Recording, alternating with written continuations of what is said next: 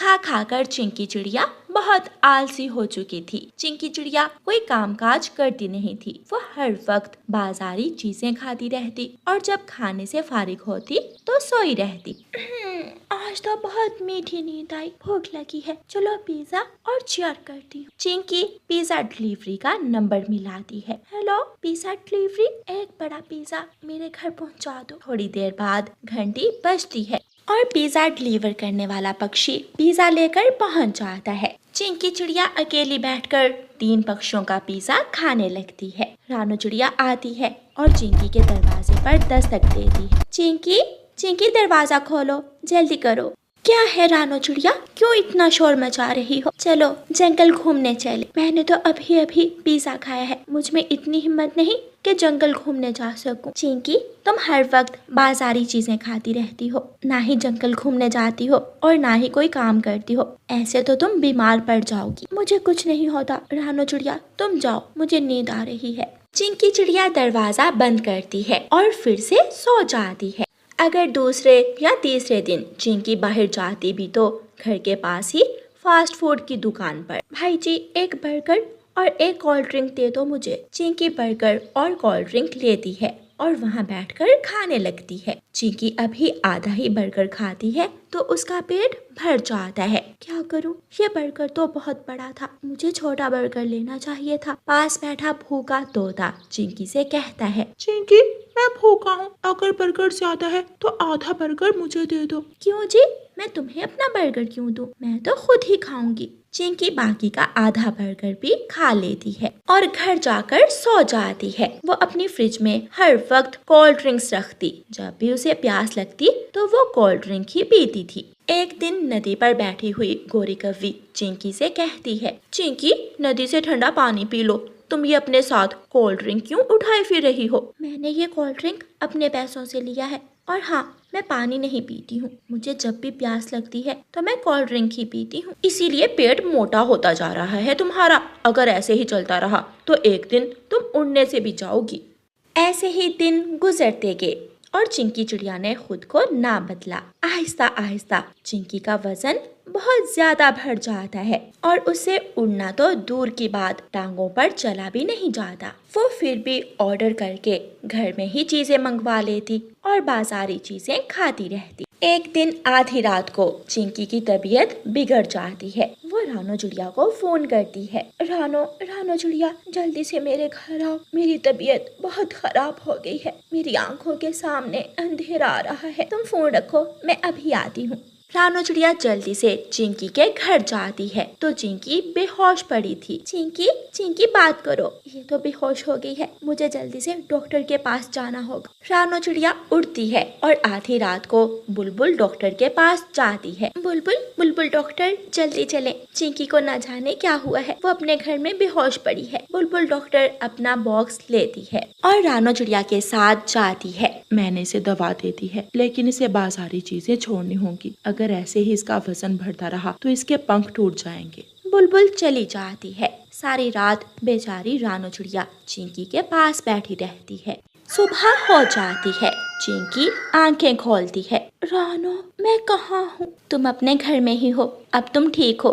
रात बुलबुल ने दवा दे दी थी तुम्हें। रानू मुझसे उठा भी नहीं जा रहा। चिंकी बुलबुल ने बताया है कि जब तक तुम बाजारी चीजें नहीं छोड़ोगी और कसरत नहीं करोगी तो तुम ठीक नहीं हो सकती। रानू बहन शुक्रिया मेरी मदद करने के लिए। फिर चिंकी बाजारी चीजें छोड़ देती है और वो घर का दाना पानी खाने पीने लगती है। रानू चिड़िया हर रोज सुबह सवेरे चिंकी को उठाकर घर से बाहर ले जाती। कुछ ही दिनों बाद चिंकी उड़ने लगती है और उसका वजन भी कम होने लगता है। अब वो पहले से बहुत ठीक थी। रानू चिड़िया चले हम जंगल घूमने जाती हैं, हम झरने की सैर करेंगे और हम फूलों से बातें करेंगे। अगर ऐसे ही बाहर अंदर आ जाओगी और घर का खाना खाओगी तो देखना तुम बहुत जल्द पहले जैसी हो जाओगी।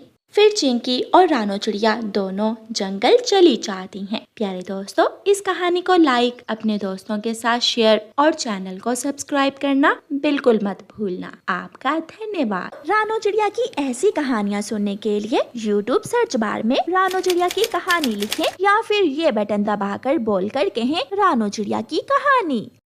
दूर किसी जंगल में माँ चिड़िया अपनी एक बेटी के साथ रहती थी। माँ चिड़िया का एक पानी पूरी का ठेला था। उसके ठेले पर सुबह हो या शाम हर समय भीड़ लगी रहती थी। जो भी चिड़िया की पानी पूरी खाता वो बार बार चिड़िया की पानी पूरी खाने आता था। एक दिन गोरी कौवी चिड़िया के पानी पूरी के ठेले पर आती है। चिड़िया, ना जाने तू अपनी पानी पूरी में क्या मिलाती है जो हर समय तेरे ठेले पर भीड़ लगी रहती है। एक मेरा कालू कौवा है जो दिन में 1 या 2 से ज्यादा पानी पूरी नहीं बेच पाता। गौरी बहन, मेरी पानी पूरी का स्वाद मेरी सीक्रेट रेसिपी से है। वो रेसिपी मुझे मेरी माँ ने बताई थी। अच्छा चिड़िया, तो तुम अपनी वो सीक्रेट रेसिपी मुझे भी बता दो। उस सीक्रेट रेसिपी का मैं किसी को नहीं बता सकती। वो सीक्रेट रेसिपी ही तो मेरी सफलता का राज है। मैं भी जानकर ही रहूंगी तेरी वो सीक्रेट रेसिपी। गौरी कौवी गुस्से में वहाँ से चली जाती है। हाँ गौरी, क्या बता दी चिड़िया ने अपनी सीक्रेट रेसिपी तुझे? नहीं कालू, चिड़िया बहुत चालाक है, उसने मुझे अपनी सीक्रेट रेसिपी नहीं बताई। अब कुछ तो करना ही पड़ेगा। चिड़िया का ठेला बहुत अच्छे से चल रहा था। जो मुनाफा चिड़िया को होता उससे वो अपने घर का खर्चा बहुत अच्छे से चला रही थी। एक दिन कालू कौवा गौरी कौवी से कहता है, गौरी, जब चिड़िया पानी पूरी बेचने आती है तो उसकी बेटी घर में अकेली होती है। तुम किसी तरह चिड़िया की बेटी को लालच देकर पहाड़ों पर ले आओ और हम चिड़िया की बेटी किडनैप कर लेंगे। फिर ही वो चिड़िया हमें अपनी सीक्रेट पानी पूरी बनाने की रेसिपी बताएगी। कालू जी, चिड़िया की बेटी को पहाड़ों तक लेकर आना तो मेरे बाएं पंख का खेल है। गौरी कौवी वहाँ से उड़ती है। चिड़िया अपना काम कर रही थी और उसकी बेटी अपने घर के बाहर बैठी खिलौनों से खेल रही थी। गौरी कौवी चिड़िया की बेटी के पास जाती है। छोटी चिड़िया, पहाड़ों पर बुलबुल मिठाई बांट रही है, जाओ तुम भी जाकर मिठाई ले लो।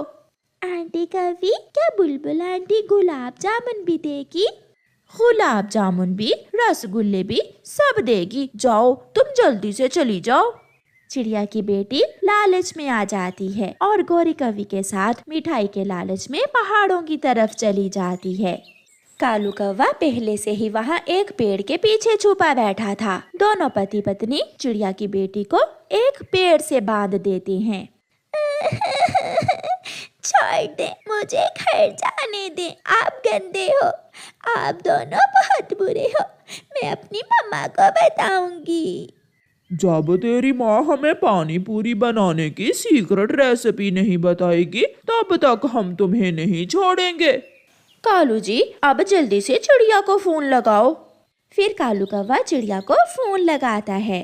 चिड़िया, मैं कालू कौवा बात कर रहा हूँ, तेरी बेटी मेरे पास है, जल्दी से मुझे सीक्रेट रेसिपी बता दो वरना मैं तेरी बेटी को अभी के अभी मार दूंगा। ना कालू कौवे, मेरी बेटी को ना मारना, मैं अभी तुम्हें पानी पूरी बनाने की सीक्रेट रेसिपी बता देती हूँ। तो फिर जल्दी बताओ। गौरी, तुम चिड़िया की रेसिपी लिखो।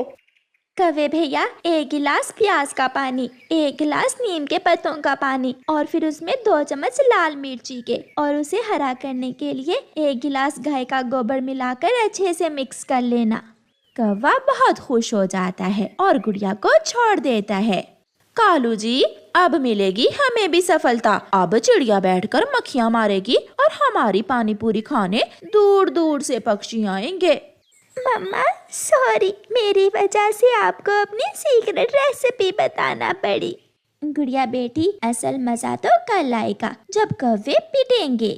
फिर दूसरे दिन कौवा और कौवी चिड़िया की बताई हुई सारी चीजें ले आते हैं। लो कालू, मैं गाय का गोबर भी ले आई, बहुत मुश्किल से लाई हूँ मैं गाय का गोबर, बहुत थक गई हूँ। प्याज का पानी, नीम के पत्ते, लाल मिर्ची और गोबर मिलाकर कौवे पानी पूरी का पानी तैयार कर लेते हैं और अपने ठेले पर जाकर गौरी कौवी आवाज लगाती है, चिड़िया की रेसिपी वाली पानी पूरी, चिड़िया की रेसिपी वाली पानी पूरी, पहले आओ पहले खाओ, स्वादिष्ट स्वादिष्ट पानी पूरी। भूखी माही चील वहाँ आती है। गौरी, जल्दी से मुझे 1 प्लेट पानी पूरी लगा दो, बहुत जोरों की भूख लगी है। हाँ, पानी थोड़ा ज्यादा देना। चील बहन, ये लो, ये पूरा जग ही पानी का लो, और लो, ये रही पूरियाँ। फिर चील जैसे ही एक पानी पूरी मुंह में रखती है वो थूक देती है। छी छी, गौरी कमबख्त, क्या तूने इसमें गाय का गोबर मिला रखा है? चील जी, गाय के गोबर के बिना पानी पूरी का स्वाद ही नहीं होता। मैं अभी तुझे स्वाद देती हूँ। फिर माही चील एक लाठी उठाकर दोनों पति पत्नी की खूब धुलाई करती है। ऐसे कौवों को बुरे काम की सजा मिलती है। प्यारे दोस्तों, इस कहानी को लाइक, अपने दोस्तों के साथ शेयर और चैनल को सब्सक्राइब करना बिल्कुल मत भूलना। आपका धन्यवाद। घने जंगल में नारियल का एक पेड़ था। सभी पक्षी नारियल के उस पेड़ से नारियल पानी पीते और नारियल खाते। मगर कुछ दिनों से एक कौवा और कौवी उस जंगल में आ गए थे, जो बहुत झगड़ालू कौवे थे। अरे अरे मोटी चोंच वाले, भागो भागो यहाँ से, आज के बाद इस पेड़ के नारियल हमारे हैं। क्यों जी, ये पेड़ सबका साझा है, इस पेड़ से सब नारियल लेंगे। ये ऐसे नहीं समझेगा, मैं इसे सीधा करता हूँ। कौवा मिट्ठू को मारने लगता है। मिट्ठू जाकर चिड़िया को बताता है। चिड़िया चिड़िया, मुझे मारा, मुझे बहुत मारा है उन कौवों ने। मैं नारियल के पेड़ से नारियल पानी पीने गया तो उन कौवों ने मुझे डंडे से मारा है। मिट्ठू चुप कर जाओ, मत रो। जो किसी का बुरा करता है हमेशा उसका अपना ही बुरा होता है। फिर उस दिन के बाद कौवा और कौवी, जो भी पक्षी नारियल के पेड़ के पास आता, कौवे उसे भगा देते। गरजू बादल, जिसे नारियल पानी बहुत पसंद था, एक दिन अपनी पत्नी काली बदली से कहता है। काली बदली, आज मेरा नारियल पानी पीने का बहुत दिल कर रहा है। चलो आज नारियल का पानी ढूंढकर नारियल पानी पीने जाते हैं। पति जी, नारियल पानी पीने का तो मेरा भी मन है। वो दोनों पति पत्नी नारियल पानी पीने के लिए सागर से जाते हैं। उड़ते उड़ते दोनों बादल पति पत्नी उसी नारियल के पेड़ के पास पहुंच जाते हैं, जिस पर कौवों ने अपना कब्जा किया हुआ था। कालू कालू, वो देखो, बादल हमारे नारियल के पेड़ से नारियल तोड़ने जा रहे हैं। जल्दी से कौवे वहां जाते हैं। ओए काले बादल और काली बदली, यहाँ क्या लेने आए हो? हम इस पेड़ से नारियल लेने आए हैं। तुम्हें क्या अच्छा नहीं लगा हमारा यहाँ आना? ये पेड़ हमारा है, इसलिए तुम यहाँ से जा सकते हो। हम बरसात करते हैं तो ही इस जंगल के पेड़ पौधों को जिंदगी मिलती है और हमारी वजह से ही इस नारियल में पानी है। फिर तुम कौवे हमें कैसे रोक सकते हो इस पेड़ से नारियल तोड़ने से? कालू जी, इन्हें भी मिट्ठू की तरह सीधा करना होगा। तुम बादल ऐसे नहीं मानोगे। मगर वो बादल वहाँ से चले जाते हैं। कौवा और कौवी खुश हो जाते हैं। चिड़िया, उन कौवों ने आज गरजू बादल को भी नारियल पानी नहीं पीने दिया। अगर बरसात ना हुई तो हम सब भूख से मरेंगे, वो कौवे भी और हम भी। वो कौवे नहीं जानते कि गरजू बादल को नाराज करने से ये जंगल सूख जाएगा। बरसात होगी तो ही बहार आएगी। पति जी, अब बस भी करें, आपने आज सागर से बहुत ज्यादा पानी पी लिया है। मैं सबक सिखाऊंगा, मैं उन कौवों को सबक सिखाऊंगा। वो कौवे बहुत बुरे हैं। मैं उनके घर पर ऐसी बरसात करूंगा कि वो सारी जिंदगी याद करेंगे। दूसरे दिन गरजू बादल अपने दोस्तों को साथ लेकर उस जंगल में जाता है। वहाँ कौवों के घर के ऊपर जाकर गरजू बादल जोर से गरजता है और बरसात शुरू हो जाती है। देखते ही देखते पूरे जंगल में पानी ही पानी जमा हो जाता है। कुकू बेटा, ऐसी बारिश मैंने पहले कभी नहीं देखी। शायद गरजू बादल अपना गुस्सा निकालने के लिए यहाँ आया है। मगर मम्मा, क्या अब उन कौवों के साथ साथ हम भी मरेंगे?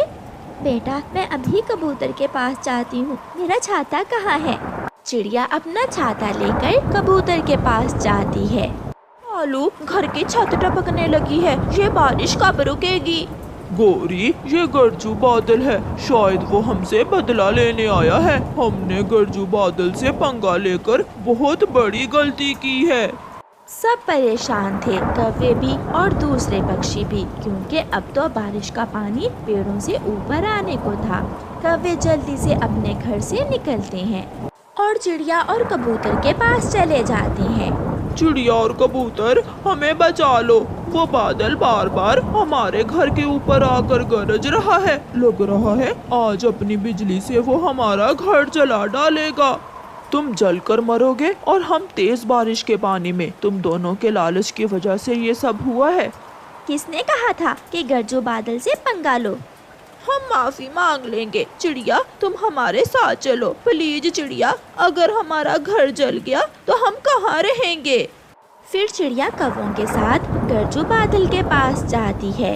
चले जाओ यहाँ से। कौवे, अगर तुम मेरे पास आए तो मैं अभी अपनी बिजली तुम पर गिरा दूंगा। अभी तो बारिश है, तूफान भी आएगा, तुम मरोगे।